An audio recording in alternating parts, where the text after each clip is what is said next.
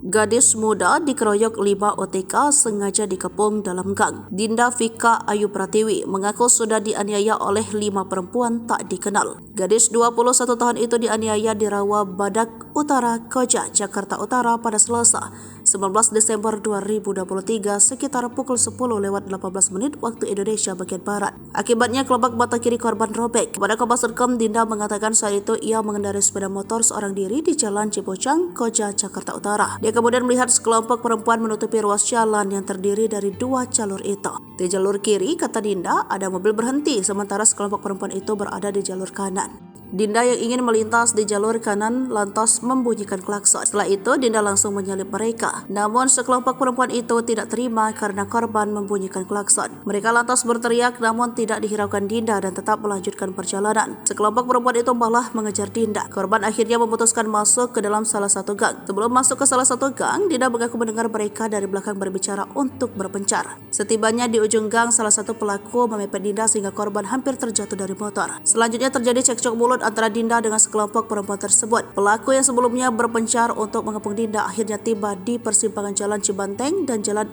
Inspeksi Kalisuntar, Rawabadak, Koja, Jakarta Utara. Aku langsung turun dari motor. Sementara itu rekan-rekannya yang lain mengompori agar segera mengambil kunci motor dan ponsel Dinda. Pelaku memukul Dinda hingga kelopak mata korban robek. Sejak pukulan pertama, Dinda mengaku sudah enggak bisa lihat apa-apa. Warga setempat akhirnya keluar dari rumah masing-masing karena mendengar keributan. Warga akhirnya mengantarkan Dinda ke Rumah Sakit Umum Daerah Koja untuk mendapat pertolongan pertama. Usai diobati, Dinda melaporkan penganiayaan ini ke Polres Metro Jakarta Utara pada Rabu 20 Desember 2023 pukul 1:15.